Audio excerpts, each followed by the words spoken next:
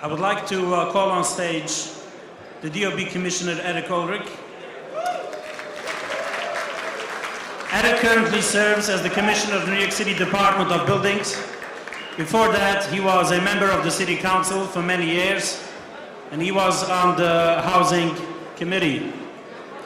And of course, the criticism from the prior speakers were not against the current commissioners. It was just conceptually how to make things better.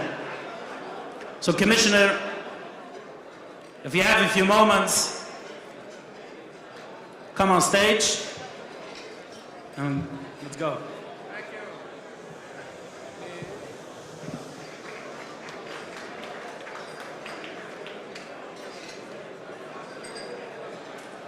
Okay, all right. Good evening, everybody. Wow, what a crowd, what a crowd. You know, the C of O, I think, only says 211 people. I might have to issue a vacate order. There's about 500 people in here. I don't know. I'm just kidding. I'm not here to issue any vacate orders, thankfully, but it is a pleasure to be here. I'm joined by several senior members of my staff who I'd like to recognize. My Chief of Staff is here, Nadia Stevens. The first Deputy Commissioner, Kazimir Valenchik, is here. Kaz used to be our Brooklyn Commissioner.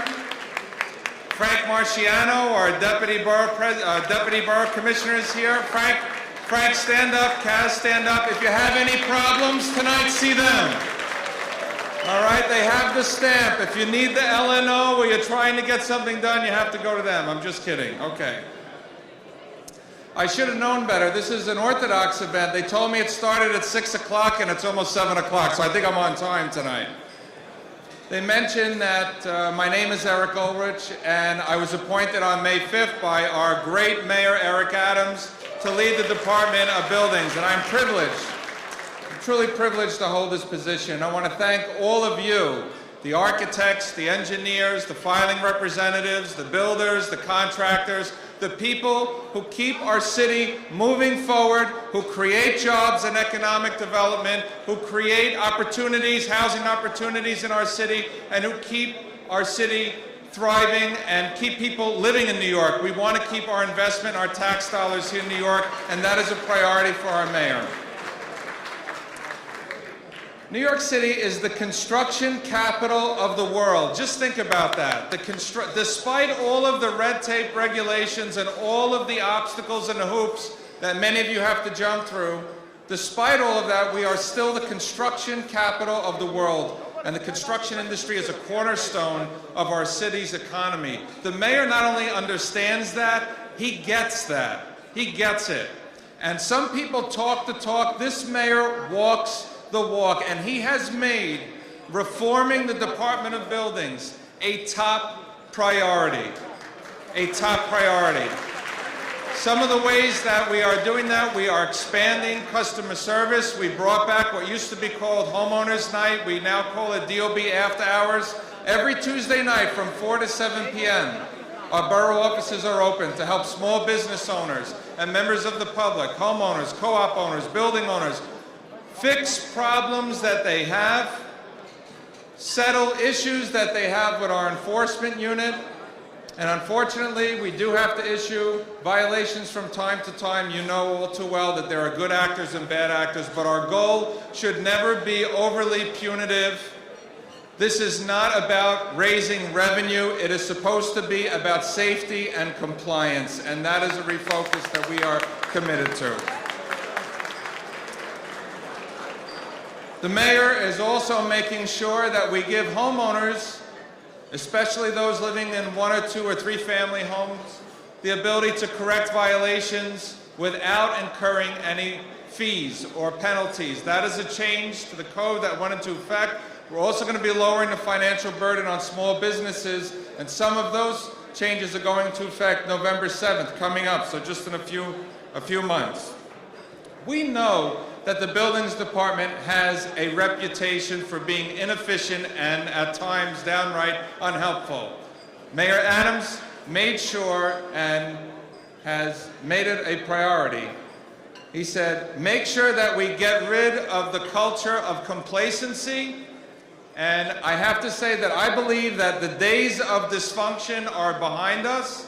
We are definitely moving in the right direction. We're building the right team, and we have terrific partners in our sister agencies. And I know one of them is here today, our HPD commissioner. My very good friend Adolfo Carrion is here. I see him seated over there. Adolfo and I are a team, and we are working day and night to cut through the red tape to make sure that we can open buildings safely, that we can lift stop work orders, that we can help people cut through all of the problems they have at DOB and HPD, and that we can get the job done so that we can get our city reopened again and get our economy back open again. The mayor has said on many occasions, and I'll close with this, it is not only about dollars and cents, it's also about common sense. And I know that he's been a very good friend to many people in this room, but I do want to recognize just a few of them who are responsible for a lot of our speakers tonight. He's a very quiet guy, he's very shy, but he's kind of a big deal. He's a big maca, not only at City Hall, but in your community. Joel Eisendorfer is here. Joel, if you don't like my speech, you can blame him, because he told me I had to be here tonight. And he's here with Fred Kreisman, our terrific commissioner of CAU. And if you have any parking tickets or any problem with NYPD, Richie Taylor's here. He's right here. He has the stamp with him. He said he can help you. He didn't want me to say that, but we have a lot of great people here. But we're here to help people. We're not here to hurt people. And we have a tough job to do. I don't manage buildings, I manage people. 1,600 dedicated plan examiners, inspectors, attorneys, administrative staff. They are committed. The problem at DOB is not the people. The problem is the process. We have to change the rules and the code and the processes that stand in the way of progress and our ability to get things done. We are committed to doing that. That is the charge that our mayor has given me and my team, and we are a team, and we will get the job done, not only for you, but for every single tax-paying New Yorker who is relying on us to turn our agencies around and make sure that our city comes back from the pandemic stronger than ever. So thank you very much for having me, and I look forward to any questions that you may have. Thank you, Commissioner.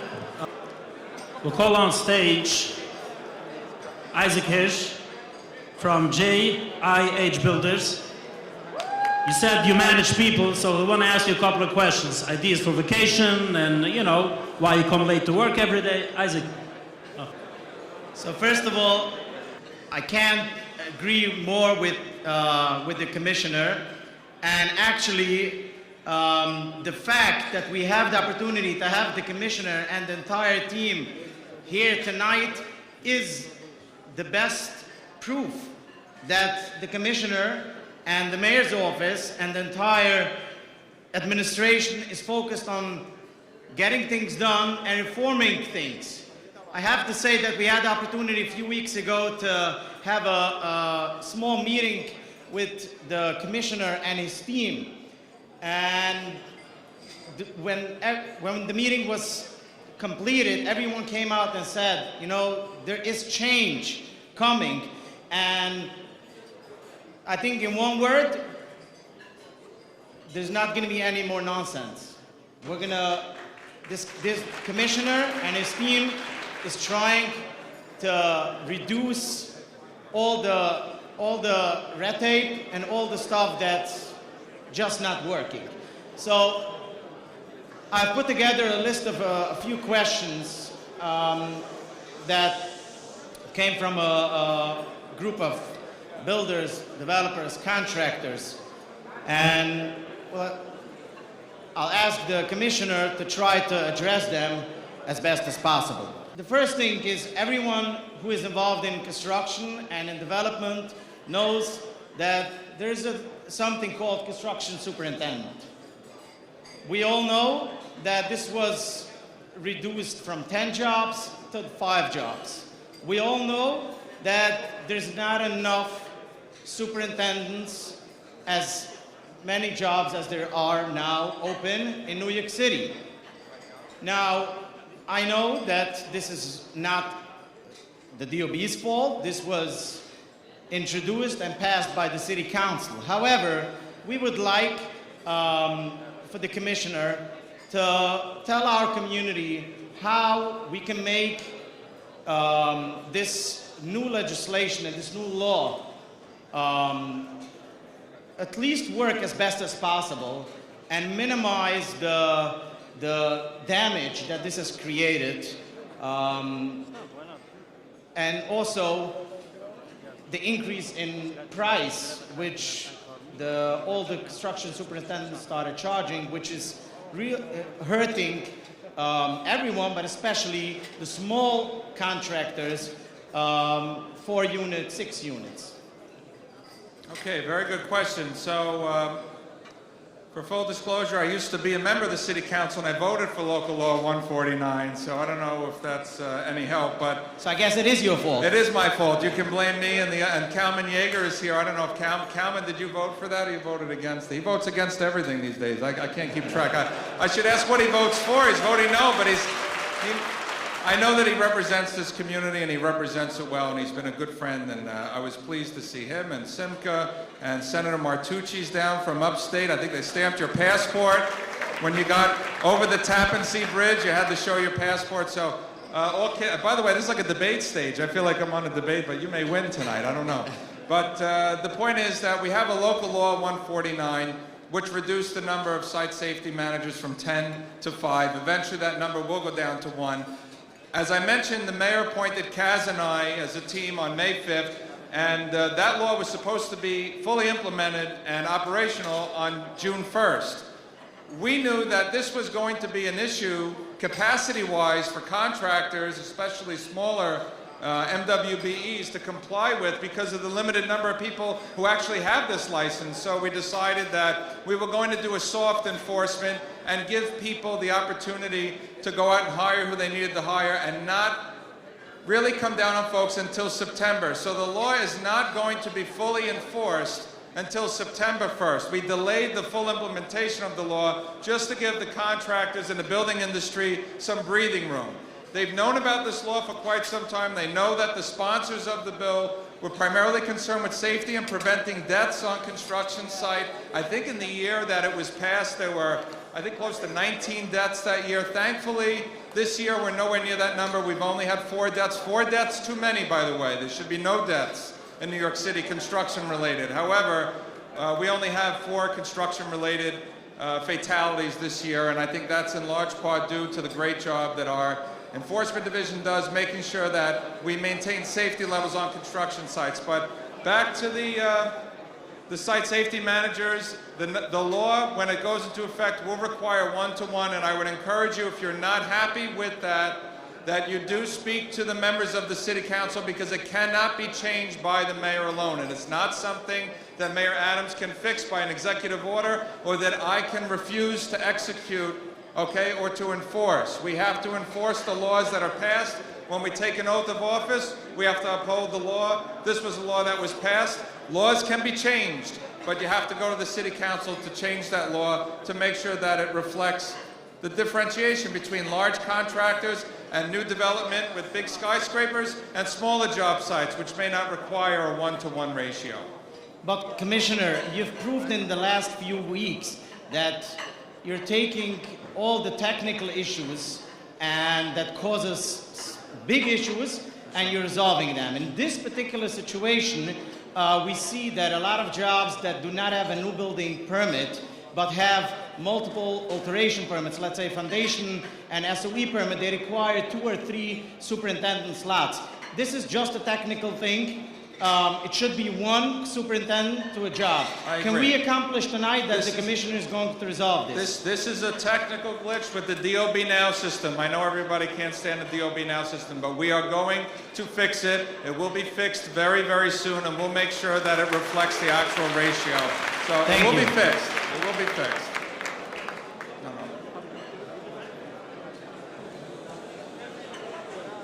In a minute? The commissioner mentioned earlier that about violations and enforcement, that the primary goal is not to issue violations, which everyone here would be happy with this. Question is, we see in a lot of instances, inspectors come to the job site, they issue violations right and left, instead of just meeting with the contractor, superintendent, and educating them and tell them, look, this and this needs to be fixed, this and this needs to be fixed, I'll come back tomorrow, I'll come back in a week, let me see this fixed. We see this with the FDNY. They have something called notice of violation where you have an opportunity to fix this.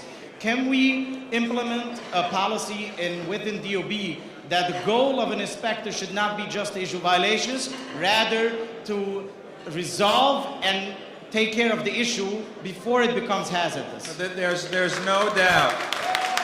There is no doubt. We are now, we meaning Casimir and I and the senior leadership at DOB, we are doing a top-down review of the entire enforcement portfolio. We're making a lot of changes that will be announced right after Labor Day. I think you're going to be extremely pleased. There's some familiar faces that will be joining our team that are going to help us take a closer look at this. But I'm glad you brought up the stop work order issue. One of the things that drove me nuts, absolutely bonkers, when I talked to the construction safety unit and I asked them, give me an example of a reason why you shut down a job site and issue a full stop work order when it's really not representing a severe hazard or a life-threatening issue. And they said, well, there is one example that we could give you off the top of our heads. And this is coming from the inspectors. This is coming from the people that are issuing the stop work orders. They said, if we show up to a job site and they don't have a paper copy of the plans on site, we issue a violation and we shut the job site down. I said, but this doesn't make any sense. We show up to a job site, we ask to see a paper copy of the plans that we already have, that we already approved, which is how you got the permits to begin with. But if you don't have a paper copy of the plans on site, we shut the job site down and it takes you 3 days, if you're lucky, to get the place back open. Where are the paper plans usually stored? In the porta potty. So I said, let me get this straight. If I'm an inspector and I show up to a construction site and they don't have a paper copy of the plans that I already know about, that I already approved, that I could pull up on my tablet or my cell phone or my electronic device, if I don't find it hidden in the bathroom somewhere, we shut the job site down. Yes, I said, we are ending that practice now. That will stop. So there were 90 job sites, 90, maybe some of yours, 90 job sites that were shut down in the previous year only because they didn't have a paper copy of the plans on site. It makes absolutely no sense. No sense whatsoever. So, what we are instructing our enforcement people is, we know you have a difficult job. We know you have to maintain safety. We know you have to follow the code. We know you have to issue violations when necessary. But at all possible costs, when there is no clear and present danger or hazard or life-threatening situation, don't shut the job site down. Let them fix the problem, amend the plans, pay the violation, get the site safety supervisor back on site, give them an opportunity to fix it on the spot, even if it means that you have to wait there for an hour or two, because an hour or two for us is not as big of a problem as shutting down a job site for 3 days or 4 days or 5 weeks and putting all of these people out of work. It has to stop. The insanity has to stop. This is something that Mayor Adams knows. He hears you, he's heard you, and he's doing something about it. I promise you things are getting better. Just give us a chance. And by that, he answered one of my next questions regarding stop work orders. So I'll move to the next one. Let's go to C of O versus TCO. So we all know a C of O is one of the most important things for a developer, for a contractor. But there's something called a TCO, a temporary C of O. We all know that in order to get a TCO or a C of O, you have to complete a whole list of items. The question that we have now today to the commissioner is, a lot of times you're withheld obtaining a TCO or a C of O because some of minor items, not very important items, some items that will eventually be resolved, but it takes time, and some of them are not in our hands. Question is, can we implement the policy that we should receive a TCO even though we have a lot of minor items open, as long as it gets resolved? Yes, the answer is yes. I'm not going to bore you with the specifics, but we're in the process now of revamping, and simplifying the CO process in general. All right, and I know that a lot of people have a lot of frustration with the borough offices, but we are in constant communication. As I mentioned, Casimir, the first deputy, an engineer and a trusted partner of mine running DOB. He was the Brooklyn Borough Commissioner, and he came with him a lot of great ideas to simplify not only the TCO, but also the interim C of O, which I think could be a lot of help if we issued more of them. It's something that we have to take a look at. I know and you know that the CO process holds up money coming from the banks, mortgages from being refinanced or financed, and the ability to get capital investment flowing into these job construction sites. So we are absolutely committed to reforming the CO process. We're going to be kicking off a 90-day commission soon, which is going to take a much deeper dive into this right after Labor Day. That's something that Mayor Adams, I'm going to let him announce that and give you more details, but I think you're really going to like what you hear coming out of this administration, because he has big plans to cut the red tape, to make it easier for people, not compromising safety. We will never put anyone in jeopardy. We will always maintain safety because that is what we do. But we are going to cut the red tape and make it easier for people to get the job done, to get our buildings back open, and as I mentioned before, make sure that we get our city's economy back up and running again. We can't do it without you. You are our partner and we need your help. Thank you very much, everybody. We want to make it very clear to the Commissioner and his team that we are committed to work together hand by hand with the Commissioner and his team, and we're grateful for him to put so many smiles and so many faces tonight. Thank you. Thank you all. May you all go from strength to strength. God bless you all. Thank you very much.